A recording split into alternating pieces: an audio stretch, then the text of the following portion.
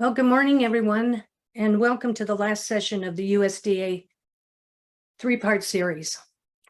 Part 3 is developing tribal tourism enterprises based on native values. We are letting some people log in, give them just a few more seconds, and then we're going to go ahead and begin. We're glad you're able to join us this morning.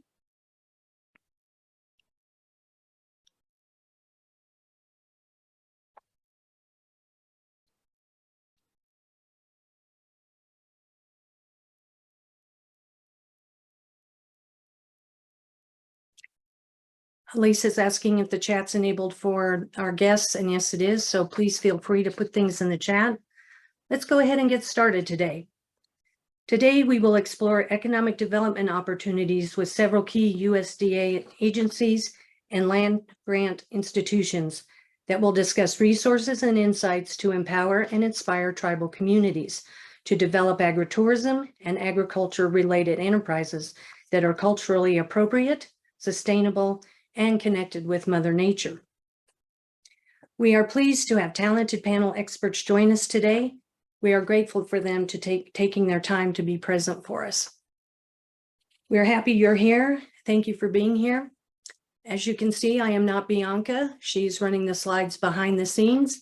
I will be your moderator today. My name is Kelly Hepler, and I am the new Agritourism Specialist for IENTA. I have been working to develop agritourism in Colorado for 25 years, and am pleased to join the IENTA team to further their already excellent work.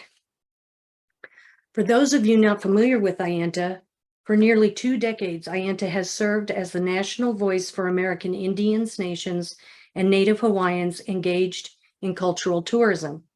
In addition to serving as the voice for Indian country tourism, IENTA provides technical assistance and training to tribal nations and Native-owned enterprises engaged in cultural tourism, hospitality, and recreation.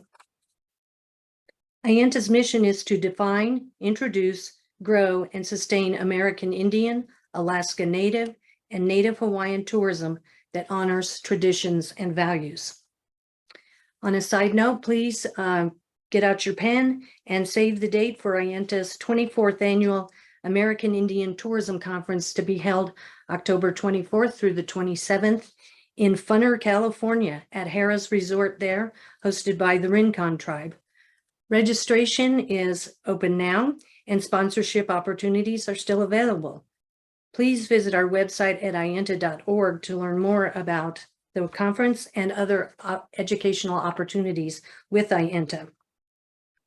At this time, I would like to turn the webinar over to Ted Bulow. He is the Tribal Relations Team Lead and Tribal Coordinator with USDA, and I'll let Ted tell you more about himself. Welcome, Ted. Thanks so much, Kelly, and thanks to IENTA for hosting this webinar series with us. It's hard to believe that we're on session 3. It means we're getting into the end of summer, which is a little bit sad, bittersweet, I should say. My kids are getting ready for school. I'm sure some of you have children that are getting ready as well, and maybe some of you are educators. So for those of you that are doing that work, thanks so much. Today's session, we're going to focus on agritourism. To follow the arc of our webinar series, we started with ag production back in June for session 1. Session 2, we looked at adding value to those agricultural products that producers might be producing.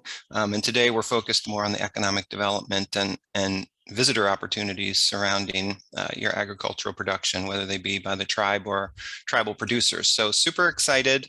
I want to thank IENTA and all the folks that participated in the webinar series from USDA and from all of the organizations. We're adding a institution of higher education today. So we had nonprofits, colleges, and a lot of wonderful participation from folks around Indian country. So just feel very grateful to be a part of this process and to be here today on today's webinar. We've got a great host of speakers today.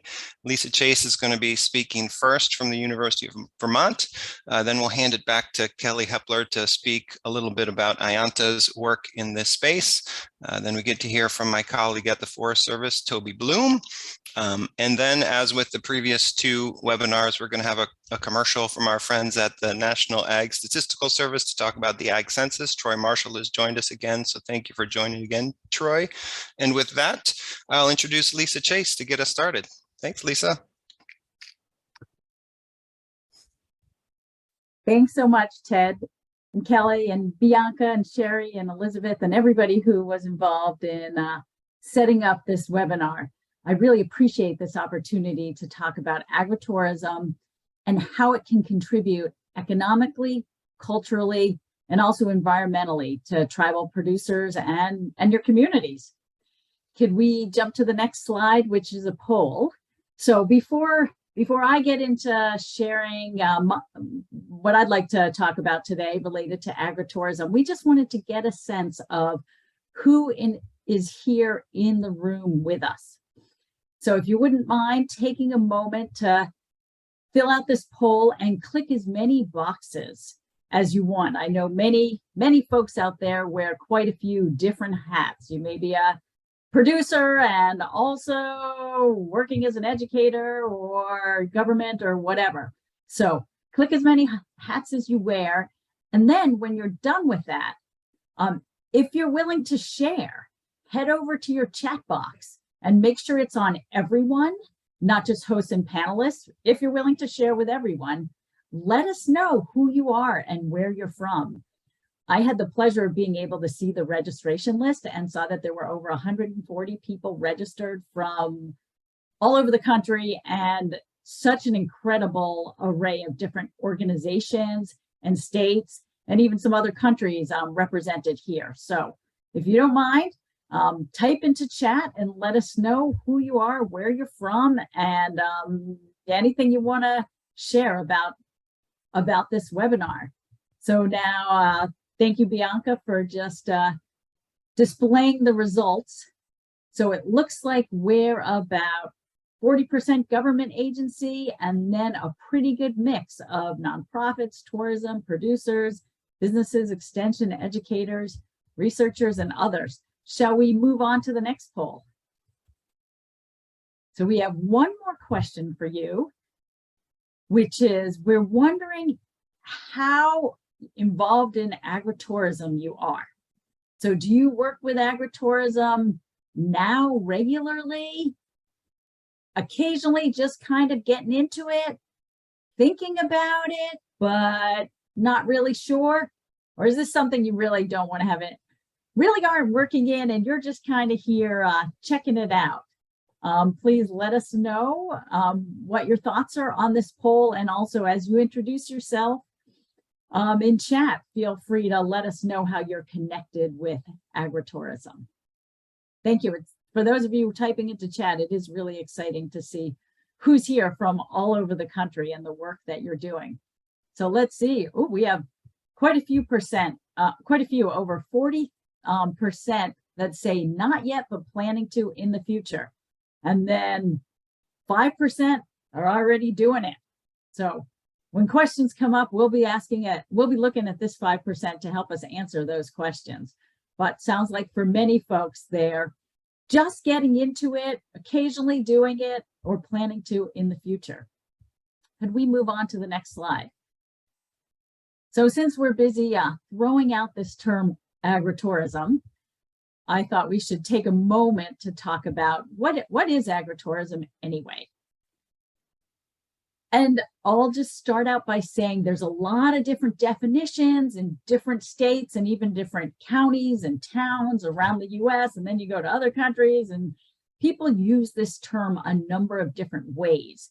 And while the practice of visiting farms for a variety of different reasons, planting, harvest, overnight stays, that's been around probably as long as agriculture. The term agritourism and sort of commercializing it and marketing it is something that's really been around just for the past 30 or so years, especially starting in the 1980s in Italy.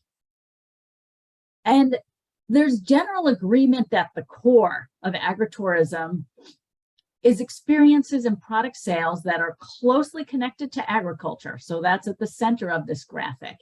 And those take place on a farm or ranch or vineyard or aquaculture operation, some sort of production operation. That's the core. That's where there's agreement.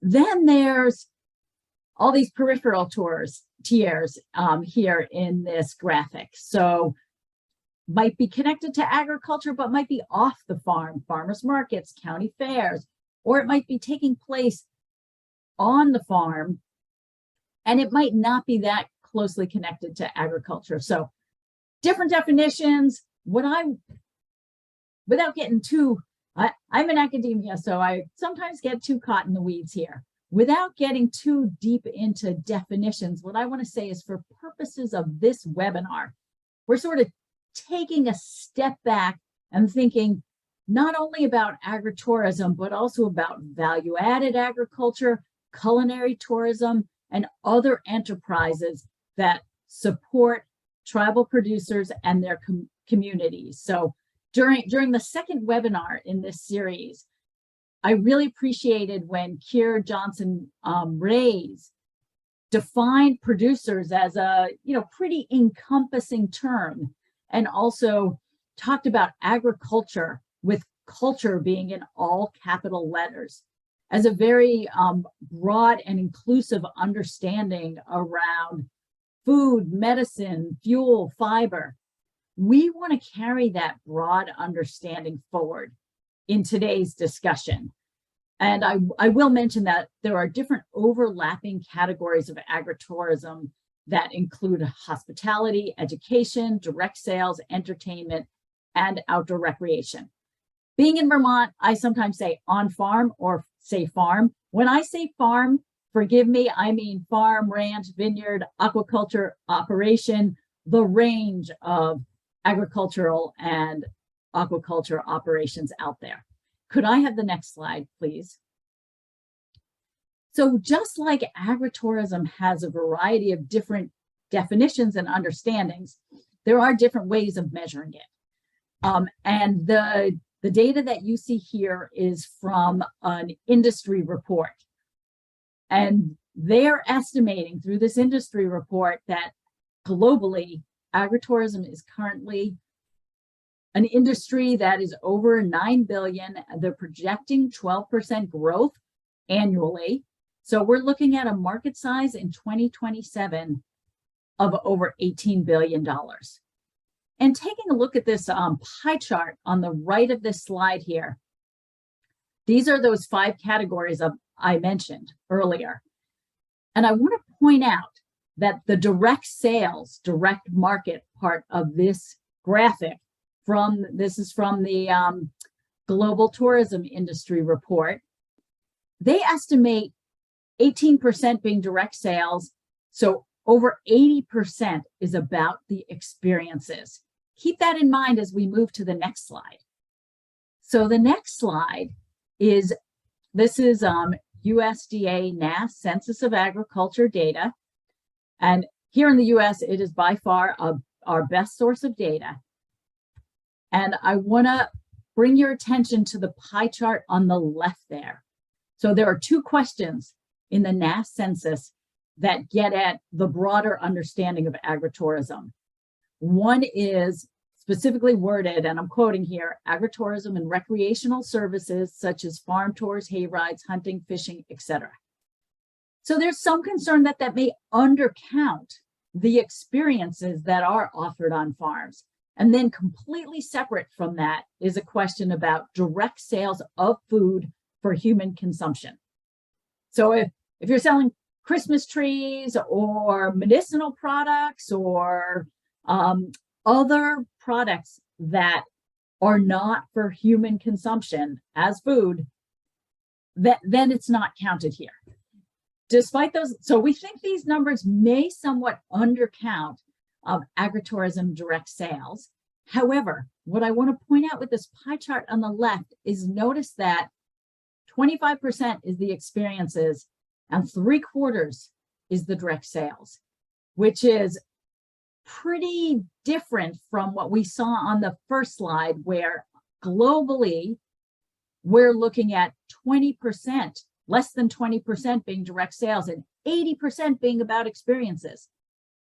Now, there's a number of reasons that may go into, some of it may be some of the ways the data are collected, but one big takeaway for me is that there's a whole lot of opportunity for us here in the US to really expand the experiences on farms and ranches and vineyards and aquaculture operations. As you can see in this map of the US, this is direct sales. It's happening everywhere, all over the US. Yes, there are higher concentrations, the darker reds in certain areas, especially in the West, on the coast, and in the Northeast. But there's agritourism and direct sales happening everywhere throughout the country. And there are over 150,000 agricultural operations engaging in agritourism and direct sales. Looking at the NASS data, I was not able to break out how many are American Indian or Native Alaskan producers. It would be, but we do have, I'm really excited that on the panel today, we have Troy Marshall from USDA NASS. So he can tell us if it is possible to break out those numbers, because it would be really interesting to see what percentage are tribal producers, and also what percentage of the tribal producers are selling direct or offering experiences on their agricultural operations. One caveat is all of this is from 2017, which is before the pandemic. And I think many of us saw a lot of changes during the past few years during the COVID pandemic. So we're very excited about getting updated numbers when the 2022 census is released. And you'll hear more about that from Troy Marshall in a little bit. Could I have the next slide, please?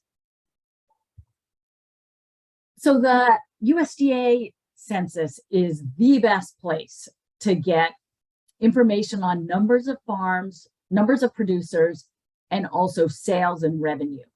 However, if we want to dig a little deeper into what's going on with the producers, what are their motivations, challenges, and support systems, then we have to do a separate survey with many more questions. And so we did this just before COVID. We conducted a survey across the US, an online survey, and we heard from over 1,800 respondents representing all 50 states. Could I have the next slide? I'm not able to, given time constraints here, I won't go into too much detail, but Bianca or Sherry can drop the link for those of you interested in digging more into this data. They can drop a link into chat that tells you where to find out more about this survey. And I do want to just highlight a few of our very interesting findings. One of it, which is motivations for agritourism operators, are financial is number one, but it's not only about financial goals. It's also about personal and family goals. And could I have the next slide, Bianca? It's also about community goals. As one producer, this is out in Oregon, said, it's more than just profits. It's really important today, if you have the attitude to do it, to open your door to people who aren't in farming and ranching, to help them see the truth about the good work farmers and ranchers do.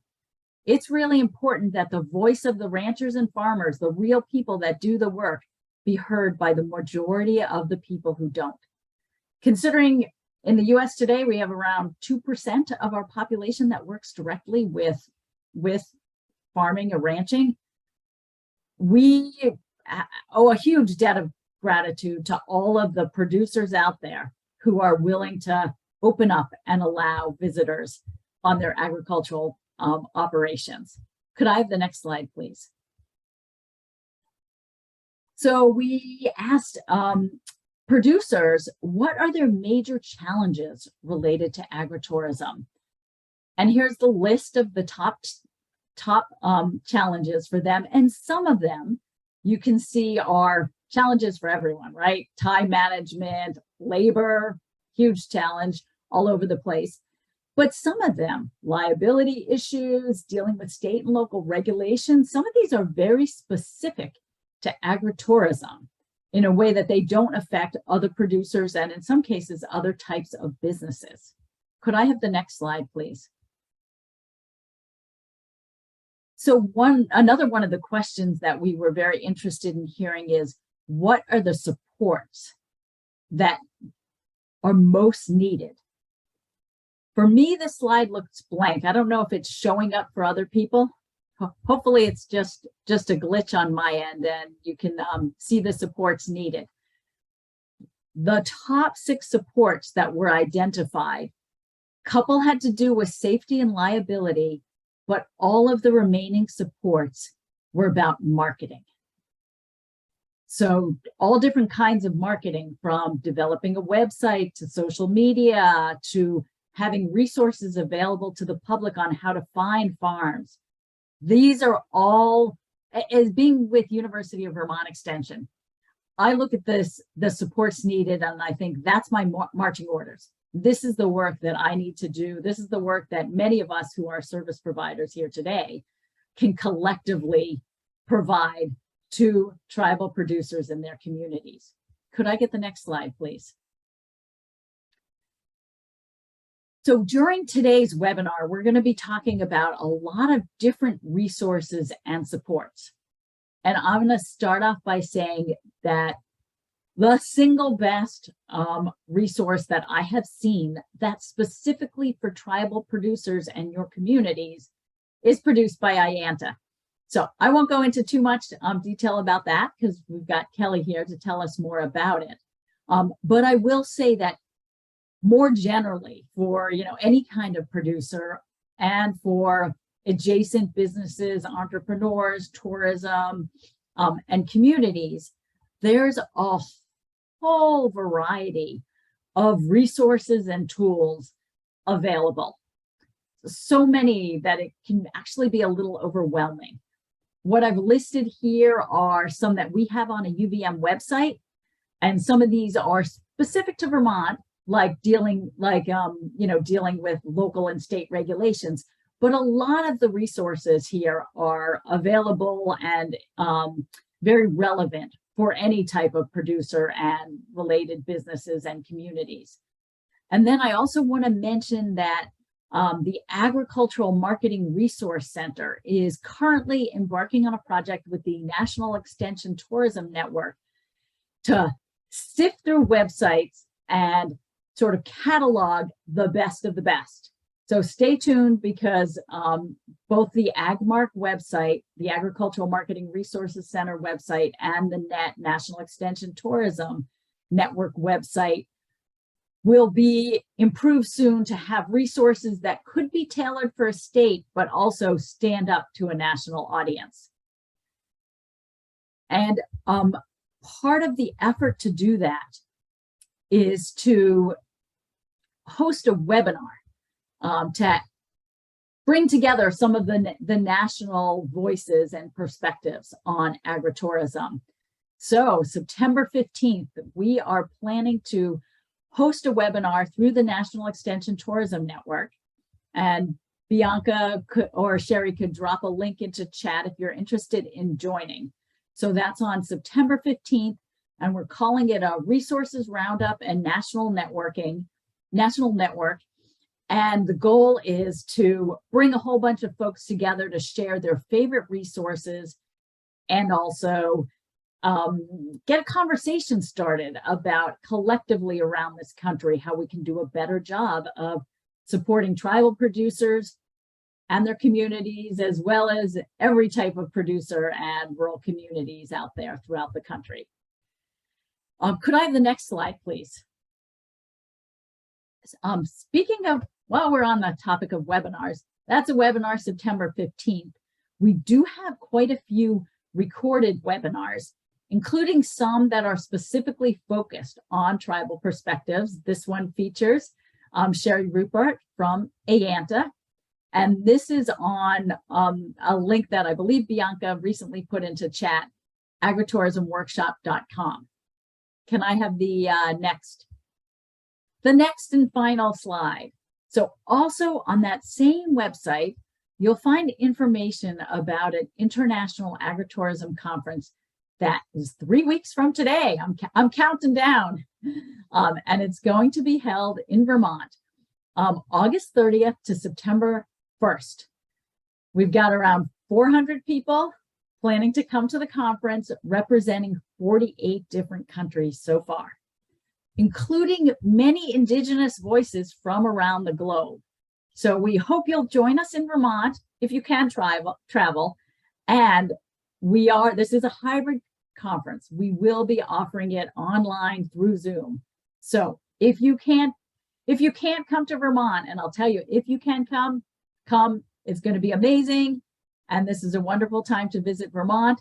But if you can't travel, we hope that you'll join us online. And we do have scholarships available. So please don't let funding be a barrier. With that, I'll close by saying that I'll be available for the rest of this webinar in case you have questions. Thanks so much.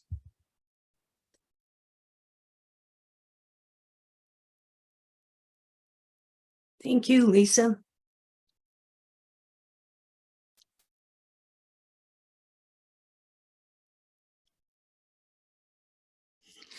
You want to go ahead and get started, Kelly? Next up, we have Kelly Hepler from Ayanta. So we're super excited to hear from you. Great. Thank you, Ted. Thank you, Lisa. That was quite the overview of agritourism in this country. Lisa gave you a lot of tremendously great resources and information that I think, based on the fact that half of you have not yet started your agritourism, some of her resources are great places to go to get started. Please check the chat for those links. That's going to really be quite helpful in getting you going.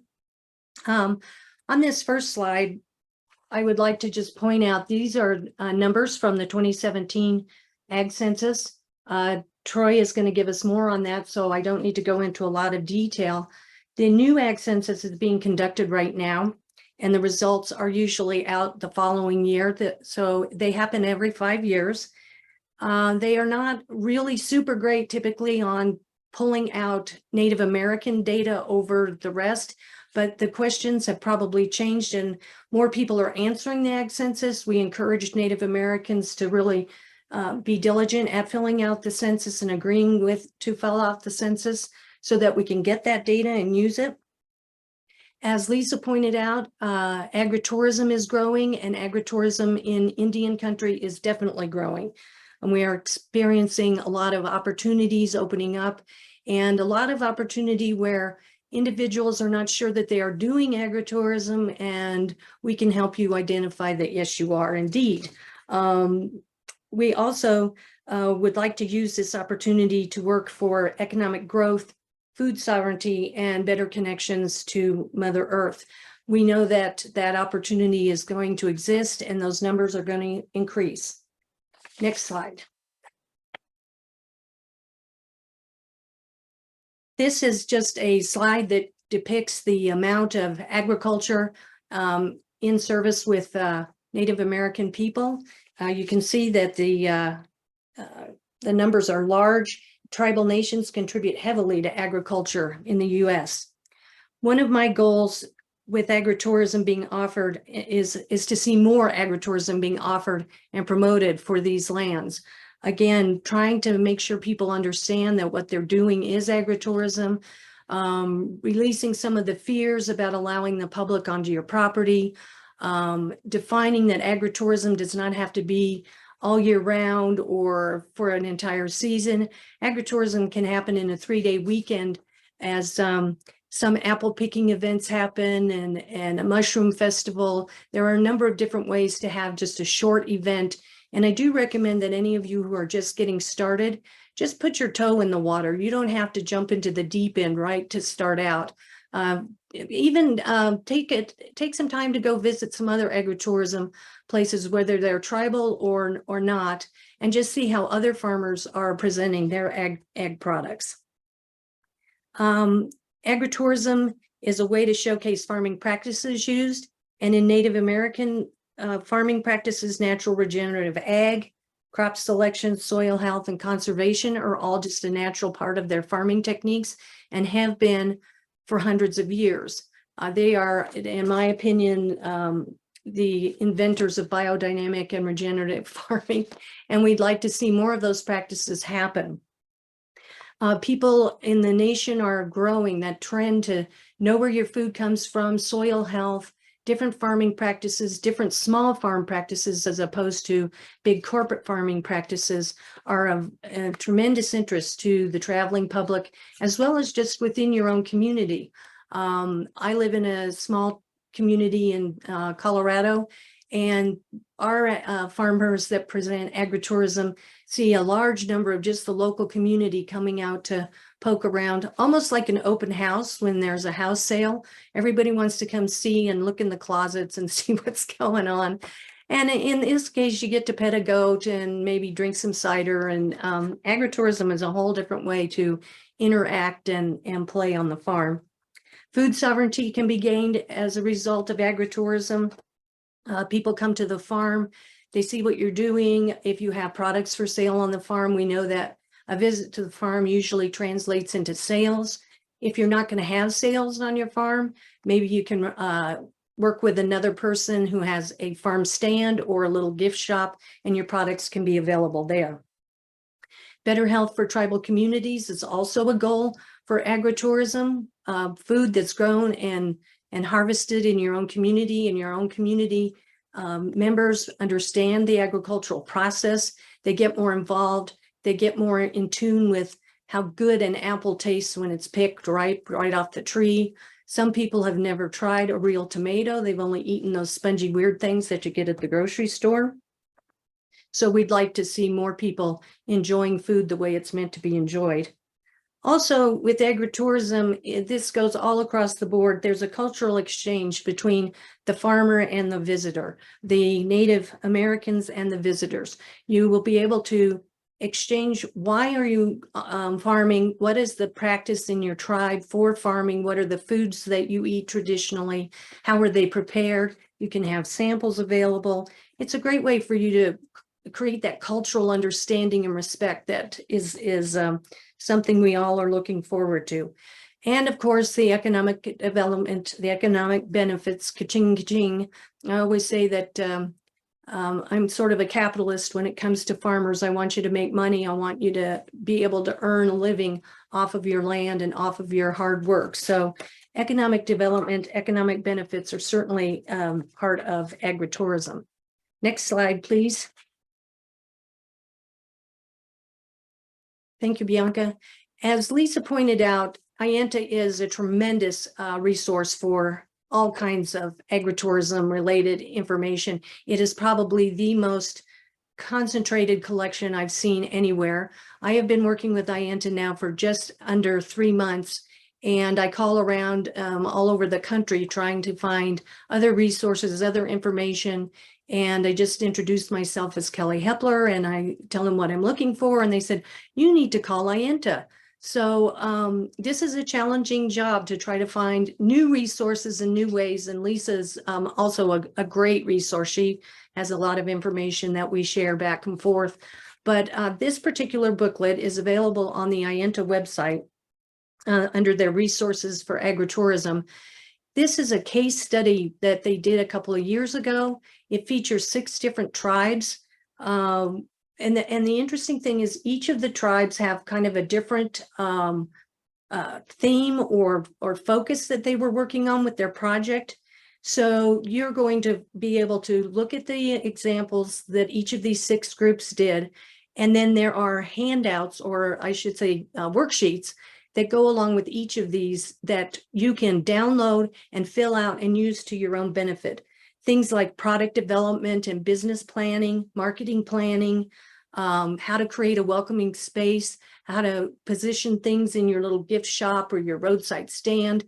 You know, even people have seen you go into a vegetable market, and if the veggies are displayed real nice and put in different places and the colors are all blended, it just creates this beautiful palette of food and whets the appetite and increases sales, by the way. Also, there's a fine example of event planning the Big Apple Fest with Oneida Nation. They have just this off the charts incredible apple festival with all kinds of things going on. If you're new to it, I would recommend that you not try to go too big too fast. Again, put your toe in the pool and see what it looks like, and visit other festivals that might be similar, pumpkin patches, U-Picks, etc., that are similar to what you might have in mind, and get a taste for what's going on with them. Sherry has put a link in the chat that will take you to these resources. And the booklet is absolutely beautiful. It's easy to read. The photos are nice. I highly recommend you put that in your toolkit to help you plan. Next slide, please. So within IENTA, these are some of the biggest things that we have going on right now. First of all, on the left, I'd like you to just take notice of the different types of things that we are either currently working on developing, or have already developed, or are waiting for you to tell us you want us to do it. So please feel free to give me a call or shoot me an email, drop something in the chat if you'd like. Let me know any of the 2 or 3 of these that are really important to you. We are working very hard to make sure that we're not giving you things that do not help you develop your program. We want to provide services and resources to you that help you move forward, and we need to know what you need in order for that to happen. Some of you are further down the road than the rest of you, and some of you are just starting out. So we have tools for every one of those places. In the top of the slide there, you'll see an image. That's where you will find those resources. There is the case study that was shown in the previous slide. There are worksheets, there are reports about different types of agritourism. There are suggestions of different types. There's a piece that gives 6 different ways to do agritourism and add it to your operation. Feel free to download those. Again, they are all free to you at any point. The resource library is absolutely packed with great things. Down in the next slide on the right is the store Shop Native. It's where you can get your native products shown, and people can come and buy them and order them online through IENTA. The cool thing about that is that IENTA markets those so that you can put your product in there, and then people can find it through IENTA and shop there, so you don't have to set up your own separate storefront. I'm looking at the chat there. Okay, thank you. If you want to do that, you do need to work with me or someone with IENTA, probably myself, that can take your inquiry and look at your listing and let you know you do have to be Native American in order to participate in the Shop Native, or be affiliated with a tribe or a sponsor from a tribe. The next thing is the little logo for nativeamerica.travel. Of course, that's my favorite. Travel for food and petting goats is one of my favorite things to do on earth. That is not only a resource for the traveler. They can go in and search and look for different activities all over the country. Everybody that is involved with Native American travel and tourism can find things. They're not just agritourism activities. They're all kinds of things: cultural heritage tourism, culinary tourism, which I tie very closely to agritourism myself. Lisa mentioned that there are large numbers of different types of agritourism, and a few that she didn't mention that I think it's important to know. Hunting and fishing and bird watching are all considered agritourism. Bird watching it's an easy one. You charge somebody $50, $100, whatever you need to charge them, depending on the resource. Some of our best habitat for wildlife is on lands that are agriculturally held. And bird watchers are people who have these life lists, and they're kind of a little kooky in my opinion, but I'm one of them, so I can say that. You get your bird list out, and you go and you find the habitat where these birds are meant to be, and you want to get in there and be able to mark them off your life list. Well, in some cases, they can be found best on agriculturally held lands. So charge a person to come and just poke around and wander through your habitat, and then let them off. maybe give them a sack lunch, charge them $100 and off they go. Hunting and fishing again are also considered agritourism. On the Native America travel site, the visitor can go there and look and see what's available in Native America country. And then also you as Native American providers of agritourism can list your event, your workshop, your agritourism offering, whether it's an overnight stay in a hogan, a fishing expedition, a 3-day special event, a workshop on beading. There are so many various things that we can put in that directory to help people find and connect to our Native American traditions and agritourism, tourism, and cultural tourism, just all of it. Sherry did put the link in the chat for you. And again, please feel free, if you would like to get involved with that, please reach out to me. If you get in there and you click on the link and it's intimidating, these things can always be intimidating if you're not real in tune to doing online, filling out the forms kinds of stuff. We're getting better these days, but it's still a challenge. Anyway, thank you very much for that. Go ahead, Bianca, the last slide. So I would like to point out that we do have a cultural heritage tourism certificate program going on right now with George Washington University. It's about to close, so if you're interested in that, please take a look. It's a fantastic program. A woman I've worked with for about 25 years is involved with presenting and creating some of the programming for that. She's been doing heritage tourism for most of her life and is absolutely brilliant at communicating and exchanging the information that is needed to learn about cultural heritage tourism. It is a fantastic program. I encourage anyone to do that that's interested in that area. Then, of course, you have to come to the American Indian Tourism Conference. It's in Funner, California. The name already lines it up to be fun. We know it is going to be fun. I have had, along with many others on this call, been able to see who the speakers are going to be and what the events are. This is going to be one to put in the history books. It's going to be a great conference. I encourage you to go. There are still opportunities to be to sign up to attend, and there's, I think, even still opportunities for sponsorship. So please also look at ienta.org/webinar. That's where you will find all these webinar recordings, and look at those if you would like to get involved with us. Please contact Gail Shiak with Tribal Relations if you're interested in joining IENTA. And then, and I do encourage you to do that. Go in and join IENTA. Again, you do not have to be a member of IENTA to be on the travel website. I appreciate you being here today. Have a great day. My time is up. Thank you, and we'll move on to the next speaker. Thank you, Kelly. Next up, it's my pleasure to introduce my colleague from the United States Forest Service, Toby Bloom. Toby, nice to see you again. Hi there, Ted. Hi, everybody. Let me see. There we go. My camera's on now, and we've got my slides up and running. Great to see so many people on the call today. I'm really excited that I think rural tourism, agritourism, tribal tourism, all of this stuff is really picking up speed. And now that we're starting to see more international travels, it's great to get back into the swing of things. So nice to see you all. My name's Toby Bloom. I'm the National Program Manager for Travel, Tourism, and Interpretation for the Forest Service. And I'm going to talk to you all today about a bit of the work that the Forest Service does on recreation economies and other federal funding opportunities for tribal tourism and interpretation. So in my agency, even though I know that a lot of the work that we do contributes to local tourism, the terminology that we use in the Forest Service and throughout a lot of the land management agencies is recreation economies.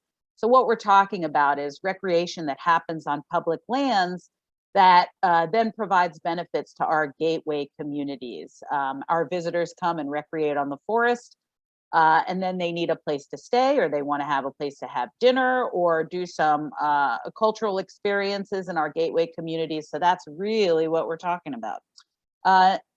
One of the really interesting things that I wanted to talk today about is the change of Forest Service policy and working with tribes, and this is a good thing. So let's get into that next slide here.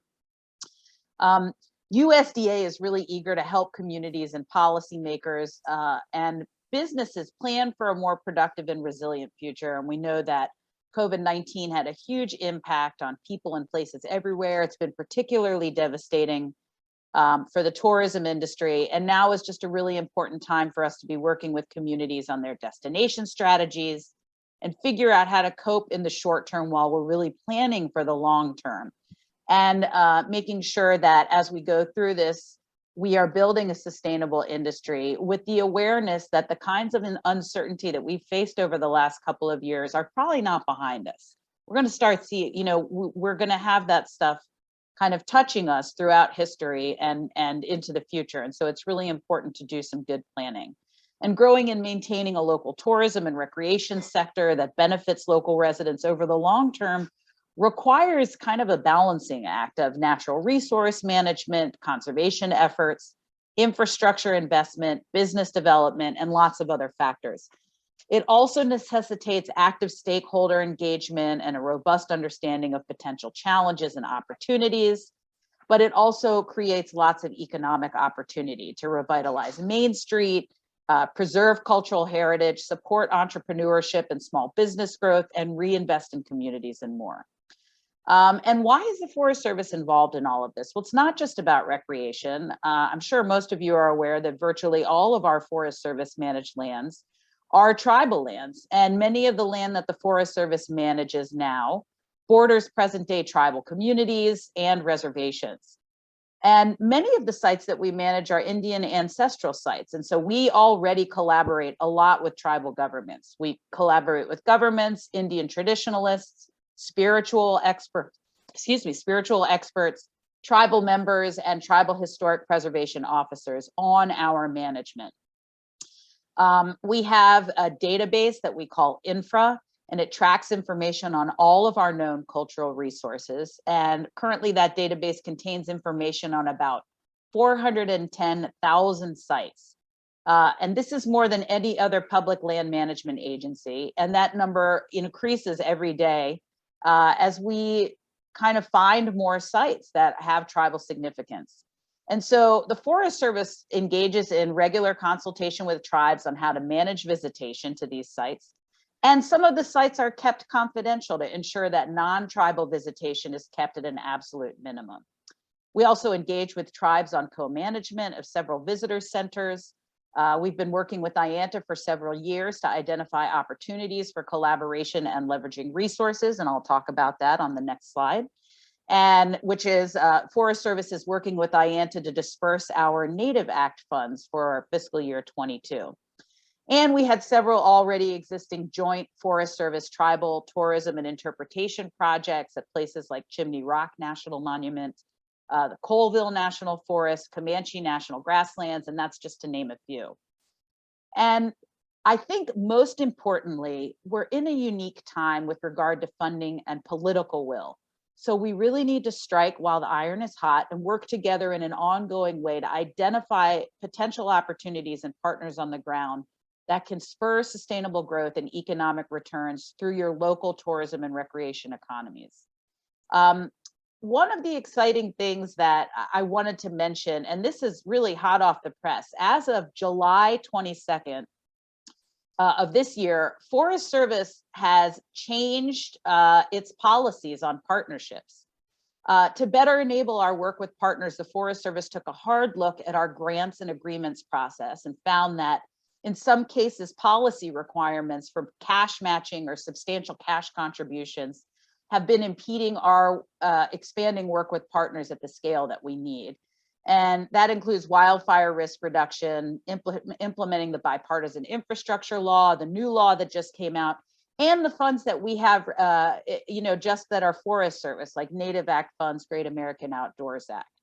And so in some cases, it's created real challenges and barriers for our current and potential partners and tribes to contribute their expertise and capacity in shared service to the health and resilience of our forests and grasslands. So the exciting announcement is that The chief has decided to waive the policy match requirements, as long as they're not required by statute, for all agreements with tribal governments, and creating a process to waive policy match requirements for partners that will serve underserved communities. But so for those of you that are a tribal entity, that partnership match is now gone. And it used to be 20%, which was really sizable. And so I am really hoping that the elimination of that 20% match for our tribal partners will really open up a lot more of our ability to partner with you all. Oh, next slide, please. So this was part of the reason why we partnered with IANTA for the Native Act funds this year, was to try and get rid of that 20% match. And we negotiated with IANTA, we negotiated within the Forest Service to get rid of that 20% match before the rule was enacted. So either way, no 20% match this year, which is a fantastic development. And I hope that it stays permanently. I think that it probably will. So specifically about the Native Act, this was a bill that was originally introduced in 2015 by Senator Brian Schatz of Hawaii. It attracted bipartisan and industry and partner support, and it was signed into law in October of 2016. You all know tourism in the United States is big business, and tribal tourism is especially popular with international visitors. It's one of the fastest growing sectors of tourism in the United States, and it's also a really important aspect of the global brand of US tourism. It's also an industry with big scope: transportation, infrastructure, labor, public works, natural resource management, marketing, food, cultural heritage. All of this stuff comes under the tourism umbrella. And so investments through the Native Act can help diversify benefits for a community, not just within tourism, but in all of these different areas that I talked about. And so up until fiscal year 21, the Bureau of Indian Affairs was the only agency that was receiving funding to work on implementing tourism. But because of all of the reasons that I mentioned before, and the close relationship between Forest Service and the tribes, and the fact that we manage a lot of tribal lands, in FY21, Forest Service ended up getting Native Act funds. We did some great projects, but that 20% match was really kind of a barrier for us. And also, because the funds were coming directly through the Forest Service, it meant that we could only work on Forest Service lands. So now we are in FY22, our second year of funding. Can you go to the next slide, please? And like I mentioned, we are now partnering with IANTA to disperse those funds. And so initially, what that does for us is it provides more flexibility on who we can partner with and where. And this year, as opposed to last year, when we were actually receiving proposals from the Forest Service to work with tribal partners, this year we're actually looking for proposals from tribal entities themselves. We will be requesting a letter of cooperation from your local Forest Service unit so that we see that there is collaboration. But we wanted to make sure that projects that are on Forest Service land or even adjacent to Forest Service land would be eligible for this program, and that we wouldn't have to do the 20% match.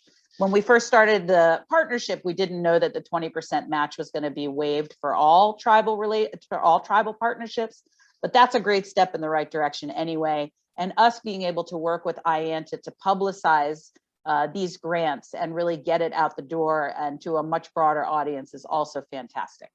So the request for proposals is live. Bianca, if you can drop a link in the chat for where people can find information about the request for proposals or RFP, that would be great. So it just went live on August 2nd. We will be receiving proposals through IANTA through September 6th. So that's about another month to be able to submit your proposals. We have roughly $900,000 available to grant. And the limits for our proposals, the minimum proposal will be $25,000 and the maximum proposal is $250,000. And as I said, the proposals have to be submitted by a tribe or a tribal entity and have a letter from Forest Service of collaboration from the local unit. For those tribes that were involved that received FY21 funding through their partnership with the Forest Service, completion of those FY21 deliverables will have an impact on whether you're eligible for FY22 funds. So if you are one of those partners and you know that you haven't, that your unit has not submitted the deliverables yet, I would give them a little bit of a nudge to get on that. We want everybody to have an opportunity to take advantage of these funds. And any of the projects that are accepted in this round of funding will need to be completed by December 2024. And of course, right now we are accepting questions for that RFP. So if you read the description of the RFP and you have a question, there's information in the link that was provided where you can send your questions into IANTA. And in a few days, we're going to cut off the questions, accepting the questions, and we're going to go through all of the questions together and answer them together. We will put them out in writing on IANTA's website, and then we will host a webinar, which I think is tentatively scheduled for August 23rd for any additional question and answers that you all may have about the process. But I really want to encourage folks to apply. I know a lot of these projects sometimes end up at the bottom of the priorities list. And so to have this really small focus of funds that are specifically for tourism or interpretation or a tourism component working directly with tribes, I'm really excited about this. So I just want to encourage everybody to get your proposals together. Next slide, please. Another opportunity to work with the Forest Service is through the Great American Outdoors Act. On August 4th of 2020, the Great American Outdoors Act, also known as GAOA, was signed into law, and it permanently secures funding for public lands and outdoor recreation under the Land and Water Conservation Fund, and provides funding to address maintenance backlogs on our national forests and also national parks and other public lands. So there's two components of GAOA, and the first one I'll talk about is the Land and Water Conservation Fund. There is access for tribes. As far as I know, there is still a little bit of a barrier here because tribes have to apply for this funding. The LWCF funding has to be applied through their respective states. And your applications have to be consistent with the statewide comprehensive outdoor recreation plan, which is often called a SCORP. And so there are no kind of specific applications just for tribes. You have to go through the process just like all of the other organizations, and then you have to be selected by the state. And I will say that traditionally tribes have been underrepresented in the selection of LWCF projects, but hopefully with this renewed attention to underserved populations, that's going to shift. And I would really recommend reaching out to your state offices of outdoor recreation or state tourism office or state economic development office to talk through this. I think a lot of it is just ignorance and not really understanding how these projects lay in there. And so I would really strongly suggest developing a relationship with whoever manages those funds in your state. The interesting thing about LWCF is that the max funding has always been $450 million annually for that. And that money all comes from oil and gas royalties from the gas companies. Basically with the understanding that that money is going back to the American people because those are our resources collectively. And we as American citizens and tribes should be paid for the use of that by gas companies. And so that's where that $450 million annually comes from. But in the past 50 plus years, more than $22 billion had been diverted from LWCF over its history. And now, oh, sorry, go back one more. Thank you. A lot of that money had never been fully funded. Now it's going to be $450 million annually fully funded, no matter what. And so they won't be able to siphon off any of that money. So more money, more of the pie to go around. So I would really encourage folks to do that. The other key portion of GAOA originated as the Restore Our Parks Act, but it's for parks and forests and other areas. It'll provide $9.5 billion in dedicated funding toward our public lands deferred maintenance backlog. And it's over 5 years, but it started in 2020, so it's going to expire in 2025. The federal land management agencies are acting to try and make this permanent with Congress to continue to fund the infrastructure maintenance backlog. but there's still plenty of money and plenty of years in these 5 years for you all to collaborate with us. And in the Forest Service, a heavy priority is given to projects that have public support and can leverage funding and resources from our partners. It'll help ensure sustainability of our infrastructure for the future. And if you all have the ability to work on infrastructure projects, and that includes interpretation. So if we're talking about having your tribes represented in a visitor center or along a trail, that counts as infrastructure. So you should really consider those. Communicate with your local Forest Service and Park Service units to propose projects and compete for these contracts. It's an ongoing process every year through 2025. So please do get engaged in that. There are funds available. Okay, next slide. This is another partnership the Forest Service works on with the EPA, their Office of Community Revitalization. The Forest Service started this program called Economies for rural communities with EPA in 2019. We provide technical assistance to rural communities to develop economic development strategies anchored to recreation and tourism opportunities in forested communities. The partnership focuses on rural communities surrounded by abundant forest lands, which means it doesn't have to be national forests. It can be communities where private, state, and tribal forest lands are a vital part of the local economy as well. So this is a good one. If your tribe is not on or near a national forest, then this is a really good opportunity for you as well. We had one tribe in the FY19 round, and in FY22, they just selected the communities. I think there are going to be 10 communities, and they have not announced them yet. But there was an equity requirement this year. And so I'm hoping that what this means is there will be more tribes selected for these projects. So like I said, the FY22 round is already complete. But if you go to the websites on this slide, you will see when the next round of proposals is available. I think you can also see some of the projects that were selected in the FY19 round that will give you a good idea. And one of them was a tribal community. The name is escaping me right now. If somebody knows the name, you can drop it in the chat. But they were turning kind of an old abandoned building into a cultural center. So I'm really excited to see the outcome of that. And EPA should be announcing those selected communities in a press release in the very near future. So stay tuned for that. Next slide, please. Oh, you know what? Go to the next one. I thought I deleted this. ARPA, the money has already been dispersed. And so that's not really an opportunity that's available right now. But I do hope that some of you took advantage of the $100 million that was available exclusively for tribes through the American Rescue Plan. And we'll see, maybe something else like another big spending bill like that will come out, but ARPA, the money has already been dispersed. And then last, I just wanted to give a plug to kind of the major program that I work on.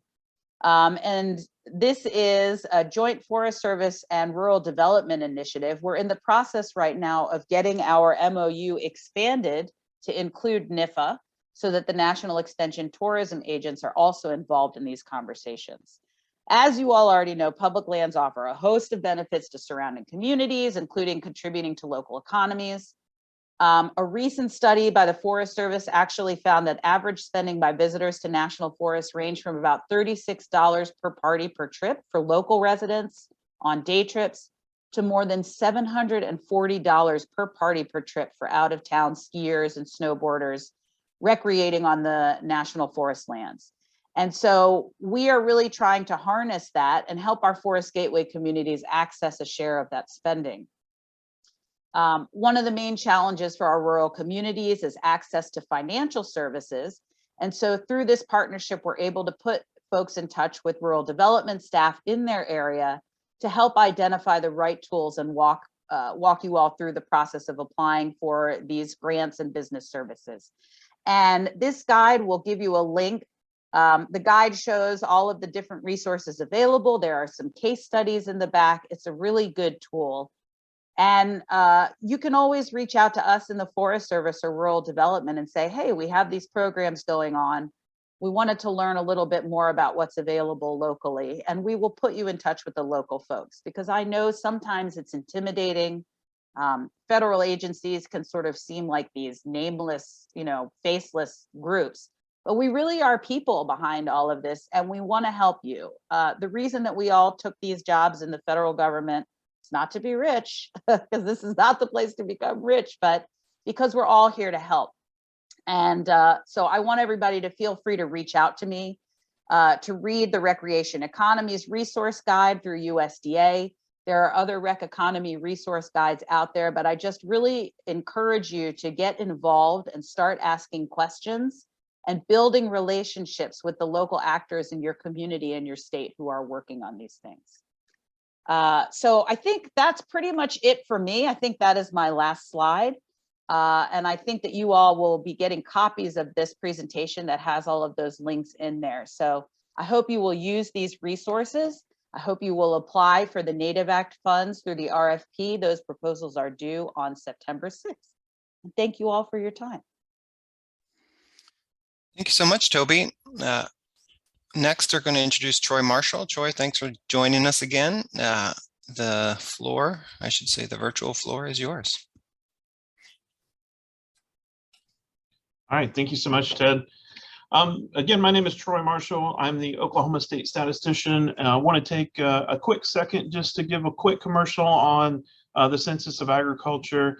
I'm with National Ag Statistics Service. You heard Lisa and Kelly mention those a few times through there about the Census of Ag. So I just want to take a quick second to just kind of talk about what's coming up, why it's important. Although I will say Kelly and Lisa did a good job already talking about why it's important for some of the aspects around agritourism. So next slide, please. This is the most complete piece of information that we have in agriculture. While we do understand, as Kelly mentioned and Lisa both, sometimes like around agritourism, there's only 2 questions, so there's not a whole lot of information that's on it, but it is the most complete. We always want to try to get more information, as much information collected as we can for producers and for our data users. However, I will tell you that questionnaire is already pretty big, so we have to limit how much information that we collect on it. But we do collect all sorts of information about demographics, other income, as what we talked about with direct marketing and agritourism expenditures, some different producer characteristics. So next slide, please. So who are we really focusing on? We're doing this all across the US and even into some of the territories that the US holds. So when we're looking at that, that's more than 3,000 US counties at one time and more than 30,000 zip codes. So just a monumental task to get this collected. When you're looking at it, we're mailing out over 3 million questionnaires to producers when we start collecting the Census of Agriculture. Next slide, please. So, we keep saying producers and farms. What is that true definition? Well, since that definition has been determined by USDA, and our definition of a farm is a place that at least $1,000 worth of agriculture goods were produced and sold or would normally be sold during a census year. So $1,000 isn't a whole lot when you start looking at agriculture goods. It's really easy, if you're doing something in your backyard, a lot of times you can get over $1,000 with a vegetable garden or something with hydroponics, or if we start looking at some of the different avenues of livestock, you can get over $1,000 pretty easy. So but that is the threshold that's been given to us by USDA. Next slide, please. But when we start looking at this, what does this really do? Well, it is a voice for our producers and those that are involved in producing, whether that be, producing food, whether that be, on the crop or livestock side, or fiber or different other aspects of agriculture.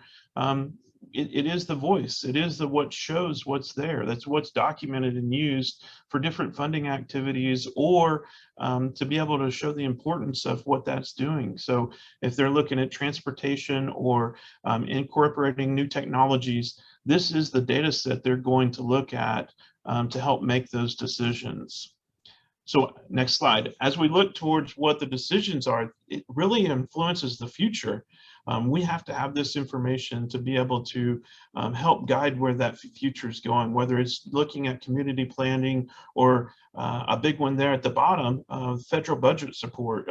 We do have a new farm bill that's being worked on. So that's something that's being used. This data set is used to look at those avenues to help guide where this money is going. Next slide, please.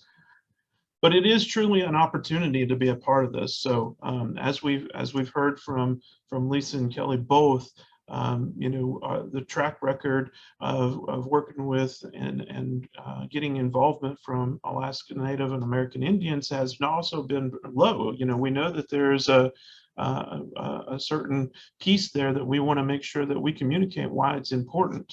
Not only do they have to respond to us, but they also have to self-identify their ethnicity groups or any other classification or demographic information that they provide to us. So they have to be able to give that to us so we can make sure that we have good, accurate data to pass it on. While it is mandated by law to respond, we hope and want to show that it is important for you to respond so that you want to respond. So we encourage all producers and all organizations that are around producers to encourage their members to want to be able to respond. Next slide. Because there really is strength in numbers. Those numbers are what guides where we go into the future. So next slide. So what does that mean? Sign up to be counted. If you haven't received something for us, there is a place on our website. Our website's there that you can go in and sign up to be counted. There's also a place for partners. So if you are an organization that's touching agriculture, you can come in and see some of those different ways that you can support us. And maybe that's just adding a little tag at the bottom of your email that shows that it's important. So it can be that simple. Next slide. So the thing that I think Kelly and Lisa are probably most interested in seeing will be on this next slide after this one. But when we look at it, we do have all the previous data that's out there, and that's some of the things that Kelly and Lisa had in their presentation. You can access that all on there. But Lisa, I did send you an email. There is a place for special tabulation. So we do have some times that we need to get something to look a little bit different, so we can request some of that data from there. So that's something else to look at. Next slide. Our timeline, we will be mailing out in November, late November, collecting data through the spring of 2023. And then, as Kelly mentioned earlier, we do publish that data. It's set up for February of 2024. So that's when that new data will be coming out. So everybody will be updating their data sets and looking at that new set of data that's coming out in February of 2024. So next slide. And in closing, here's my contact information. Please don't hesitate to reach out. I'm more than willing to help wherever possible. There is a counterpart like me in every one of the states. So I encourage you, if you have not met your state statistician in whatever state that you're in, I encourage you to reach out and meet them. And if you need help connecting, please do that as well. We can always help with that. So Ted, thank you for allowing us to be here, and the rest of the group for being a part of today's session. Thanks so much, Troy. I appreciate you joining again. We're a little bit over, but I want to quickly run through some information about RDs, Rural Development Programs, many of which are listed in that Rec Economy guide that you can download from the chat. But I just want to take an opportunity to show you what other types of programming might be available from USDA Rural Development specifically, and then we'll jump into questions. Also, I wanted to ask Melissa Sturdivant to quickly come on screen. Melissa's been the heart and soul behind planning this webinar series on the USDA side. So Melissa, thanks so much for all your work in helping all of this come together. Melissa serves on the Tribal Relations team at Rural Development alongside of me. So many thanks to her for her work on this. Rural Development's spread out across the country. We have state offices and local and area offices, which Toby mentioned too. We'd love to get you in touch with those folks if you haven't been working with them already. If you're ever out in DC, can meet with our leadership as well. We're happy to set up those types of meetings. And just know, I'm going to touch briefly on our economic development programs, but we also provide housing and infrastructure program across 3 agencies, which you can see here in the chart. Sort of our flagship program where we can help tribes and tribal member-owned businesses, including agritourism businesses, is our Business and Industry Loan Guarantee Program. It works similarly to the BIA's Loan Guarantee Program, but it's got a very broad eligible borrower definition, as you can see over on the right. So for-profit businesses, tribes, nonprofits, public bodies, and even individuals can receive those dollars from a bank, and then we provide a loan guarantee behind that. You do the negotiation on the rates and terms on that loan with a lender, and we provide a guarantee behind it to incentivize lenders to make those types of investments. One example of that program that I wanted to make sure I mentioned is our support of the Red Lake Retail Center at the Red Lake Nation. So not sure if anyone's joining from Red Lake this morning, but if so, thank you for your partnership, not only with us, but also with Native American Bank out of Denver, Colorado, who made the loan. And once again, we guaranteed that. It was a pretty complex transaction. It also involved New Markets tax credits for an infusion of equity. Really glad and pleased to be a part of that deal. Other tribes we'd love to see take advantage of that program as well as tribal members. A program we have that can help intermediaries, whether they're tribes or nonprofits, help support economic development. It's called the Rural Business Development Grant Program. That program is currently closed, but it'll be opening up later this fall or early next year. So we encourage tribes and nonprofits and other eligible entities to look into that program, where grant funds can be used to help support rural businesses of all types. There's a set-aside program specifically for tribes in that program. And we've helped fund a lot of different projects. And just because we're short on time, I want to quickly show you a few of those that we helped finance over the last few years. The Yarenton Paiute tribe, we helped fund a feasibility study for their travel corridor, helped at the Cloud Horse Art Institute at Pine Ridge, the White Clay Makerspace in Nebraska, with the tribe there, received a pretty sizable grant to help artists and crafters prepare for their events and to attract tourists to that part of the country. Ute Mountain Ute Tribe got a grant to help with feasibility study for a grocery store. Cherokee Nation got a pretty sizable grant to help with marketing and advertising their presence. So sorry to run through that so quickly, but also want to mention our value-added producer grant program, which we mentioned on an earlier webinar. So not going to spend much time talking about that today, but that program directly assists ag producers, including when tribes are ag producers. So there's an example there from the Dry Creek Rancheria in California, where they got a small grant to help with a feasibility study for their tribe's wine production, which of course people like visiting California to help to taste wine. So glad to be a small part of that program as well. We also have a program where we help tribes and municipalities and local units of government, as well as nonprofits, with community facilities. So that program can be leveraged in certain ways to help with the infrastructure for tourism. It can't be used directly for straight recreation, but things like farmers markets and other sort of tribally owned facilities that could help with tourism type projects can be financed through community facilities programs. So there's a list of some non-tribal projects that we helped with to give you a flavor of some of the types of projects that are related to either rec economy or agritourism, just to give you further ideas on what could and might not work. Here's my contact information, just in case anyone wants to get in touch with me. Like I said, we're happy to, get you in touch with our local staff and our national program folks if you want to follow up on specific programs. So with that, I'll hand it back to Kelly and Bianca and Sherry to see if we have any questions queued up in the chat, and we'll use the remainder of the time to answer questions. Thank you. Thank you very much, Ted. That was informative, even though it was quick.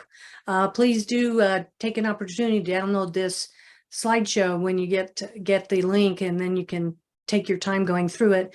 The funding for this program was provided by NAF, the Agritourism program. I'd like to thank the USDA as well for participating and partnering with us in this webinar series.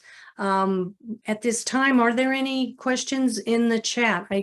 I saw one about a gift basket idea developed with goods for many sources, maybe a monthly service.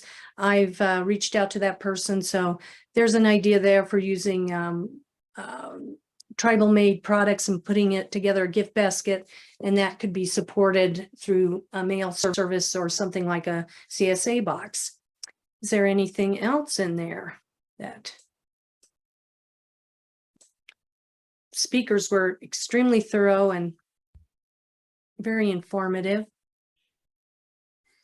Forgotten Bianca and or Kelly, can folks raise their hands and come on off mute to ask questions as well? Yes, they have that opportunity. Okay, so you can also raise your hand if there's anything you'd like to share or ask questions. Ask any questions.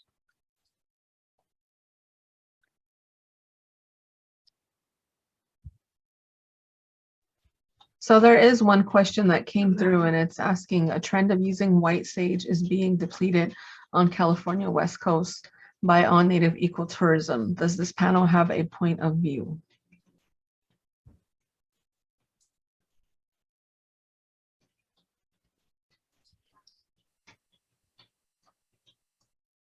This is Lisa Chase, and I'll jump in to say I'm not familiar with the specific circumstance, but I would say if you're depleting natural resources, it's not ecotourism. So maybe they're, greenwashing it or, calling it something, but responsible management, regenerative practices, sustainable practices are all so important to the types of tourism and recreation that all of us are working on, that I think it's really important for all of us to really be calling out and paying attention to the good examples and then trying to address the harmful examples that may be out there. And certainly there are plenty of examples we can all think of where people maybe for marketing practices, calling it ecotourism or sustainable or regenerative or whatever, but when you dig in, it may not actually be really beneficial in the ways that we're all hoping that it could be.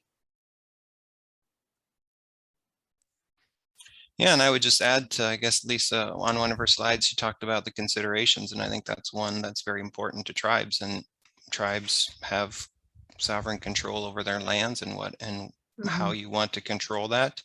USDA wants to help support you in the way you protect your resources.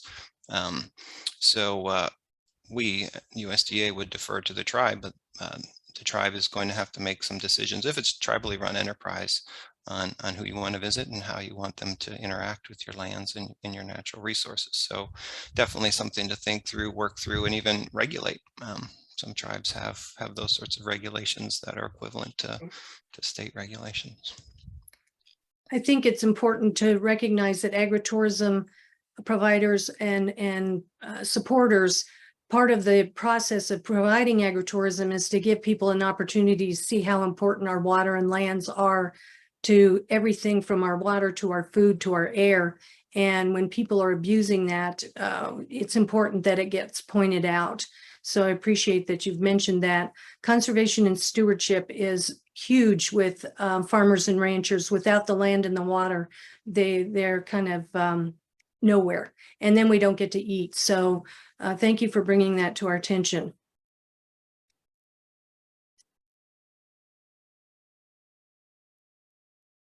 Another person mentioned something about harvesting wild plants in general, and that kind of holds the same way. If you're going to harvest some wild plants, always leave something for the animals and for Mother Earth, and Don't take everything. Leave something for somebody else. Even the rest of us have to eat too. So those kinds of practices, when you can experience them and see them, it's just like rock art. When you understand how abusive it is to write on it, it diminishes. People stop doing it. So education is a big part of stopping some of the abuse of these places.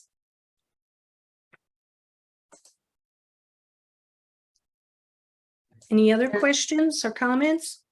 I saw another question in chat from Alan Chavez asking, I believe this was when Ted was talking about grants, or perhaps it was Toby, but said, how are individual villages looked at under these grants away from the tribe? I don't know if that question's clear, if you want to hear more from Alan to clarify. I can start, and Alan, if you want to clarify, at least from rural development's perspective, it's a little bit of a mixed bag, depending on the type of program that the village would want to apply for. First, the village would have to have some sort of legal capacity to apply for grants or loans. And it could be as a subdivision of a tribe. I'm not exactly sure of your specific situation. It could be as a nonprofit, or it could be as the tribe or a local unit of government, like a municipality. So I would encourage you, if you have a specific question, we can get you in touch with our staff. Myself and Melissa, we're happy to be involved and coordinate a call about your project, about who the applicant might be, because it really does depend on the program first.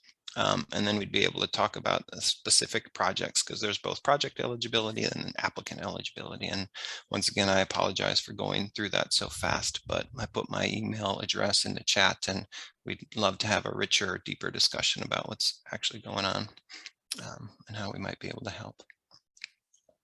Thank you, Ted. Yes. So this webinar has been recorded. The slides and the video will all be shared with all of you. Feel free to reach out to any of us. Here are the presenters' names and the moderators. Thank you very much to all the presenters for your time with us here today. Next slide. Did you have another slide? There we go. Also, please remember that we have our Agritourism, or I'm sorry, our tourism conference. I'm so hooked on ag, on the 24th through the 27th in Funner, California.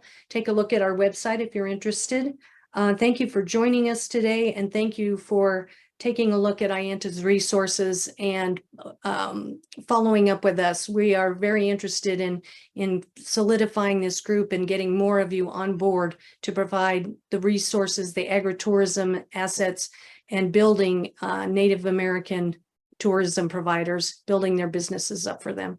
It's extremely important. Thank you all for attending. Have a good day. Oh, go ahead, Deb. I was just going to thank our panelists, Lisa and Kelly, Toby, for joining again. It's been wonderful, and we really do appreciate the platform that IANTA gave USDA, and it was a pleasure working in cooperation. So thanks again. Yeah, and I just really want to thank Melissa and Ted, the USDA team, for helping us through this webinar series. We had a number of great panelists throughout the series, and we really appreciate you. Again, thank you, everyone, and enjoy the rest of your afternoon. Melissa, did you want to say anything? You're on mute. Looking for my unmute button. No, but thank you all. Y'all have been such a great, just a blessing for everybody, and I appreciate everything that you've done. Thank you so much. Thank you, Melissa. Well, thank you, everyone. Lisa, Toby, Troy, Ted. Again, Melissa and Kelly, you all have a good afternoon to all the participants, and we will email the information out to you. Thank you. Thank you, Bianca. Yes, thank you, Bianca.